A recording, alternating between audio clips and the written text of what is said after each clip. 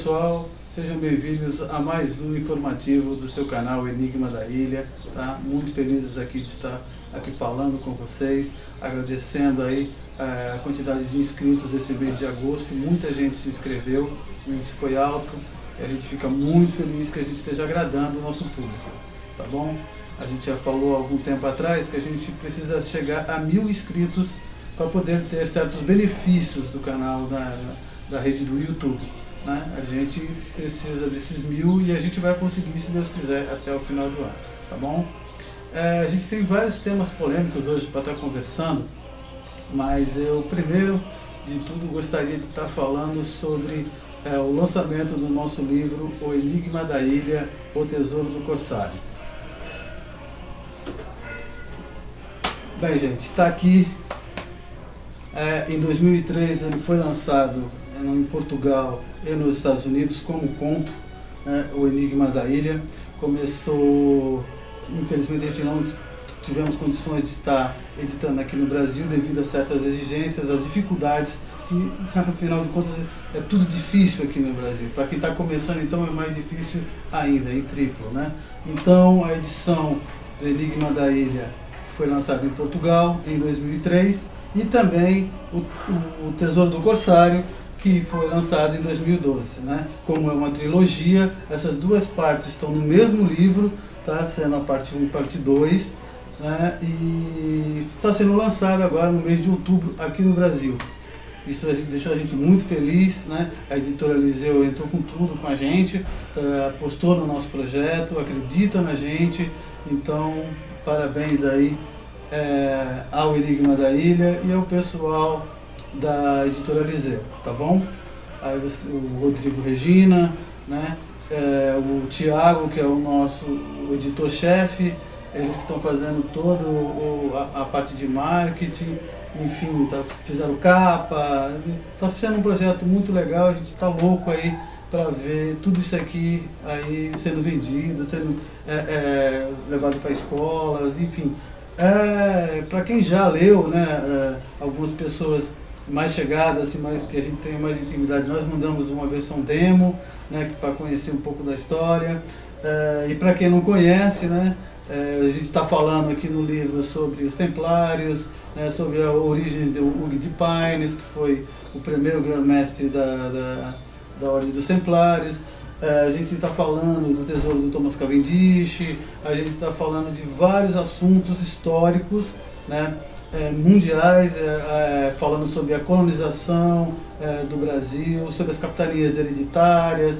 Gente, é uma história fantástica, é um enredo de aventura.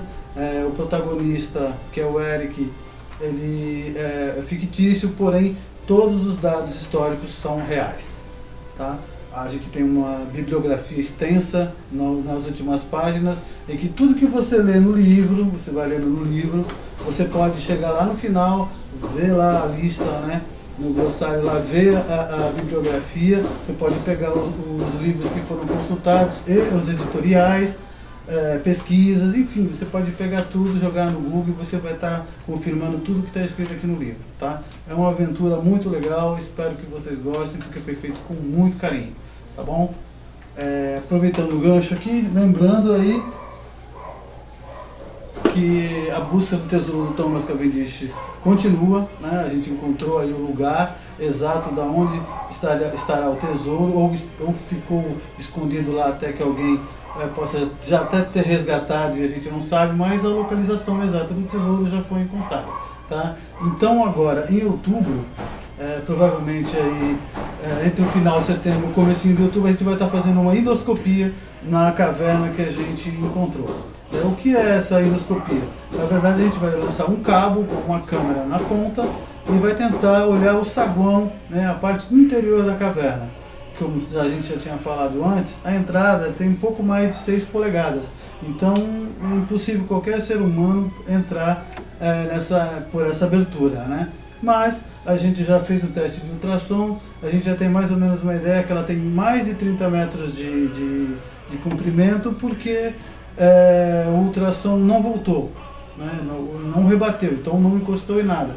E como o nosso aparelho ele media só até 30 metros, então a gente supõe porque ela tem um pouco mais de 30 metros, né, de comprimento no seu lado interno e mais ou menos 18 metros de altura, né? Então é um grande salão, apesar da abertura ser muito pequena, há um grande salão após mais ou menos 5 metros, 4 metros de túnel. Esse túnel que mede aproximadamente 6 polegadas.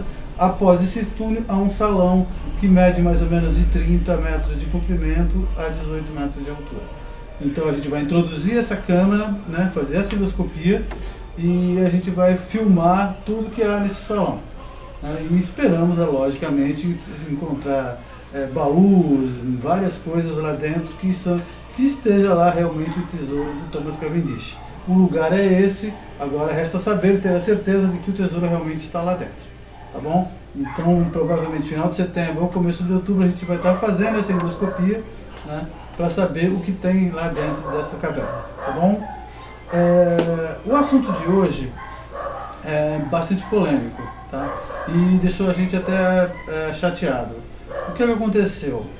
A gente, por acaso, vendo alguns programas falando sobre o Príncipe das Astúrias, né, o naufrágio do Príncipe das Astúrias, o navio, né, espanhol, e a gente se deparou com um programa que passou na Espanha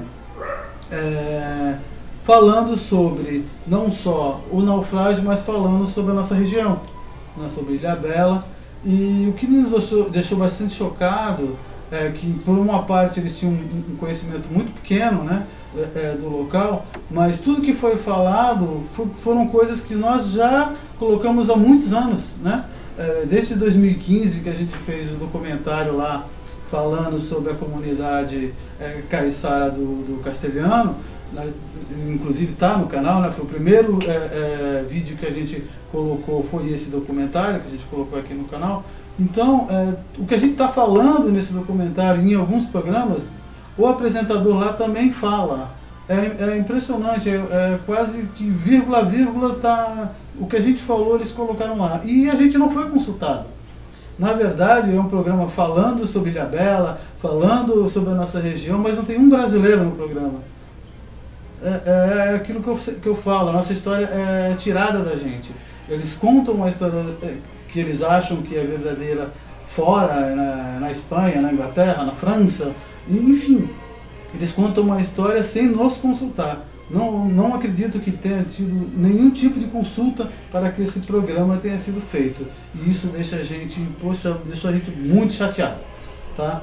Quem tiver oportunidade, apesar de não ser traduzido, está tudo sendo falado em espanhol, né, dá para entender perfeitamente. Um pouquíssimo conhecimento que você tem, você consegue entender o que eles estão falando. Tá? Então, e você comparando com os nossos programas, com as nossas falas, é idêntica, é praticamente um plágio perfeito. Né? Então isso realmente nos deixou assim meio chocados. Né? E a gente nem sabe o que fazer, né, para pedir direitos autorais, enfim, eles estão usando as nossas pesquisas sem o nosso consentimento. E isso deixa a gente bastante constrangido, bastante chateado. Tá? Esse programa vai ser passado no final, tá? Eu tenho mais um assunto para falar, mas esse programa vai estar na íntegra, tá? Um programa de um canal espanhol, de TV espanhol, falando sobre a nossa região, tá? Mas antes desse programa começar, eu quero falar mais uma coisa com vocês. Assim, gente, o canal, a gente é totalmente desligado de partidos políticos, a gente não tem nenhum tipo de preconceito, a gente não fala mal de ninguém, a gente não elogia ninguém, tá? Não fazemos apologia a ninguém, nem a uma organização, nem um canal de TV, enfim, a gente procura ser assim, totalmente à parte desses assuntos. A gente só quer mostrar o nosso trabalho, né, e mostrar, contar a história do nosso país. Tá?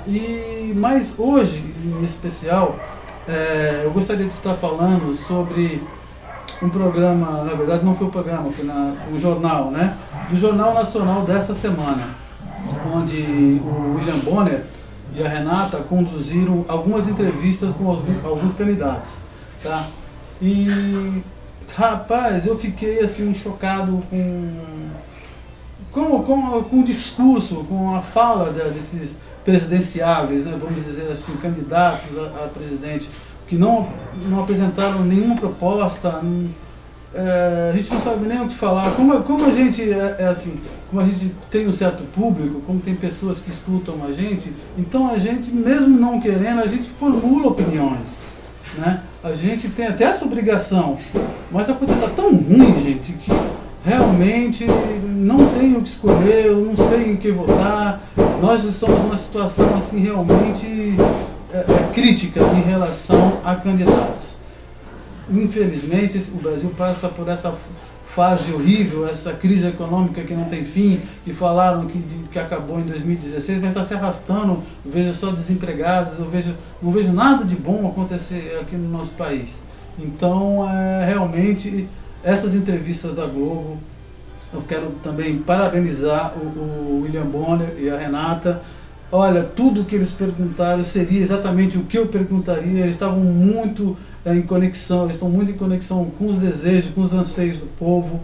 Eu sei que parece até que estou fazendo propaganda da Globo, mas não é, gente. É difícil a gente ver alguma coisa imparcial, uma coisa que não seja, sabe, assim, tem um cunho de manobra. A gente está tão desacreditado nas coisas, né? E quando a gente se depara com uma situação dessa, com uma entrevista que foi feita nesses termos, do jeito que foi feita, e o resultado que aconteceu, que não esclareceram nada, não teve uma proposta digna, é uma coisa assim totalmente subjetiva. Então, realmente, só mesmo a qualidade desses dois profissionais, William Bonner e Renata, é que deram brilho a essas entrevistas. Parabéns a vocês. Tá? Eu me senti muito representado por vocês dois nessas entrevistas, tá? Infelizmente eu não posso falar nada dos candidatos, porque para mim são loucos e malucos, falando coisas que a gente sabe que não existe, sabe coisas que são feitas, estão falando que não foi. Parece aquele negócio, sabe, que a gente já conhece há muito tempo. Ah, essa assinatura não é minha. Ah, isso, sabe, esse tipo de coisa. Então, foi isso que eu vi e, sinceramente, não sei o que fazer, não vou dar conselho, não vou indicar nem candidato, nem no programa, nem fora dele, porque eu estou perdido em relação às eleições desse ano. Está tão ruim que está difícil de escolher o menos pior, tá bom? Muito obrigado, gente. Vamos lá, gente, vamos assistir esse programa espanhol aí, que passou na TV espanhola, falando sobre a nossa região, falando sobre Ilhabela, enfim. Esse plágio, que a gente ficou muito chateado, eu espero que vocês assistam e façam essas comparações e vejam que absurdo é pessoas que não são daqui falando da nossa região, escrevendo livros sobre a nossa região, sendo que a gente que é daqui, somos nativos daqui, não estamos sendo consultados. E muito menos nenhuma participação de nenhum historiador ou cientista brasileiro. Isso é deplorável, isso não poderia existir. Tá bom? Beijo no coração de todos, desculpe, eu estou realmente meio transtornado com todas essas coisas que aconteceram essa semana, tá? Um beijo no coração de todos, fiquem com Deus e até mais. Con este barco, el Titanic español, ¿cuáles fueron sus circunstancias y por qué hay tanto abandono y tanto misterio a su alrededor? Bueno, el abandono, ni yo mismo puedo explicármelo mucho. Yo creo que se ha olvidado porque esto ocurrió en 1916, era cuando la Primera Guerra Mundial, y los naufragios estaban muy a la orden del día. Todos los días, no hay más que mirar las hemerotecas, había naufragios como consecuencia de buques mercantes que eran torpedeados por los submarinos alemanes o bien bombardeados por los barcos ingleses. Por tanto, la gente estaba muy acostumbrada a leer noticias de naufragios. Lógicamente, nunca de este calibre.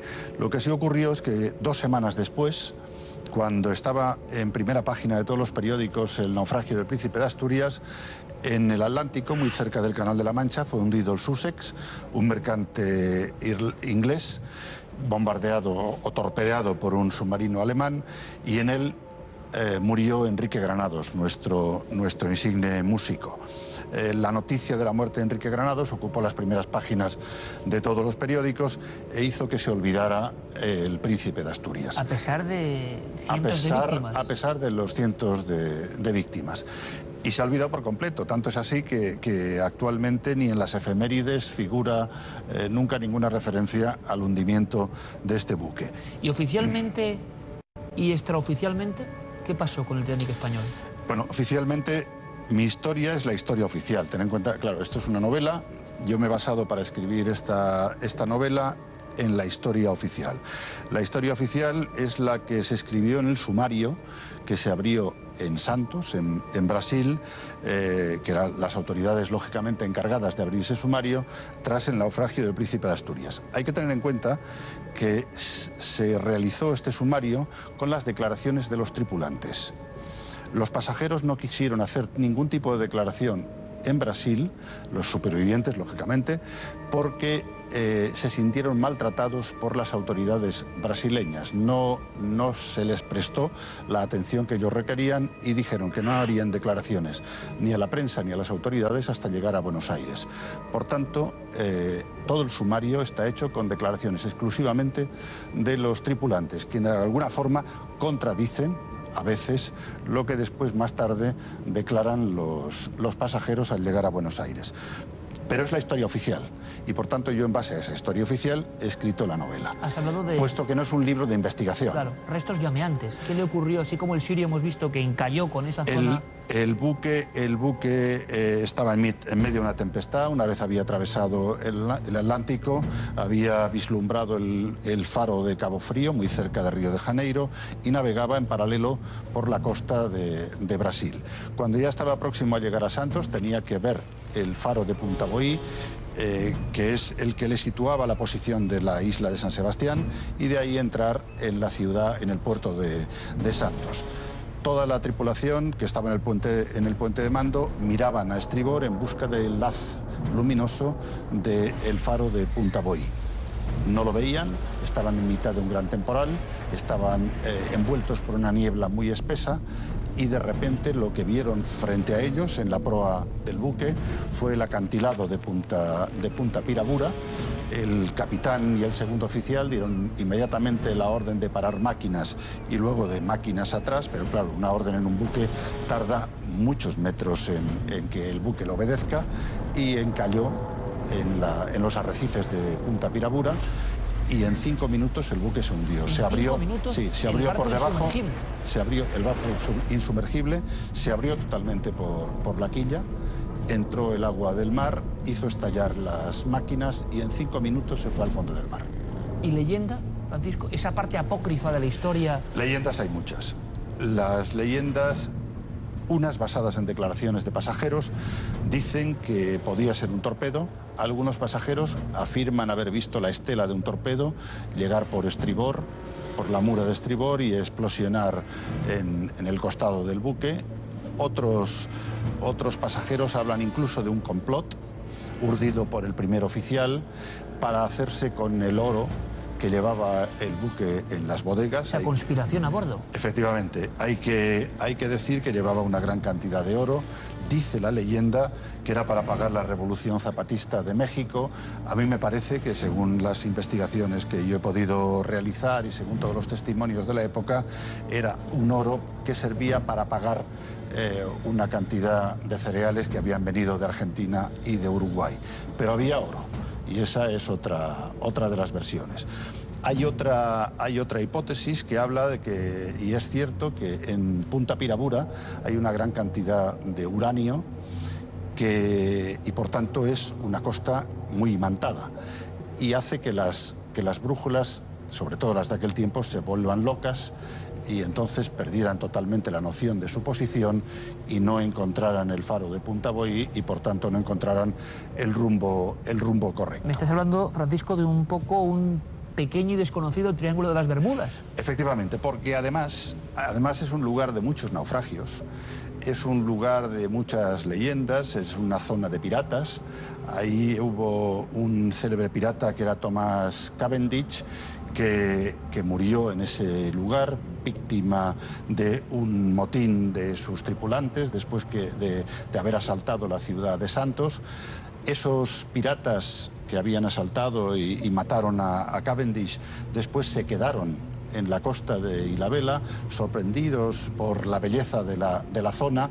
Se dice también que las almas en pena de los muchos esclavos que fueron llevados a ese lugar a lo largo de los siglos, pues están vagando por Ilhabela y son la causa de muchos de estos naufragios. Un lugar mágico para la gente de la zona. Efectivamente, es un lugar de avistamientos de ovnis, es un lugar donde se han producido muchos fenómenos de todo tipo y que probablemente, según algunos, podrían ser también la causa de este y de los 54 naufragios que hay en la zona.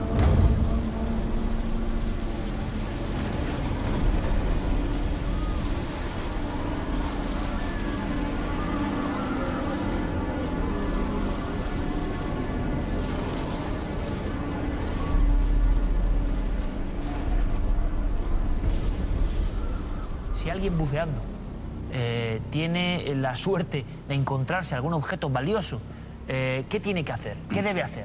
Porque hay mucha gente que nos escribe y dice que se ha encontrado cosas en el mar, incluso de forma accidental. Sí, no. Actualmente en nuestro país... En teoría no debe de tocarlo. ¿No debe de tocarlo? No debe de tocarlo. Debe de comunicar su posición a las autoridades y ya se encargarán ellas, en este caso, por ejemplo, en la zona de Cartagena, el Museo de Arqueología Marina se encargaría de realizar la correspondiente prospección o lo que corresponda. Pero la teoría es que no debe de tocar. Y sin embargo la práctica es que imagino que mucha gente impresionada por cualquier cosa que venga del mar, pues claro. Y por eso tenemos, y yo creo que diferenciarlo, ¿no? Los investigadores y luego ese mundo más oscuro que decíamos que también es realidad y que no es leyenda, que existe en todo el mundo. Y nuestras costas son especialmente, creo, jugosas para ellos, ¿no? Así que también hay que tomar ciertas medidas. Pues ha sido un placer y en otra ocasión podríamos hablar de otros casos, de otros barcos, con por ejemplo sarcófagos egipcios en su interior y 1001 historias. Yo lo que quería era aproximarles a los espectadores a este mundo lejano, como de otro tiempo y que se está investigando actualmente. Y gracias a la labor de especialistas sobre el terreno como ellos, y sobre la investigación de archivos como Francisco, creo que lo importante es que todos sabemos un poco más. Para eso estamos aquí. Ha sido un placer, de verdad. Hasta la próxima. Muchísimas gracias y buena búsqueda y buena exploración.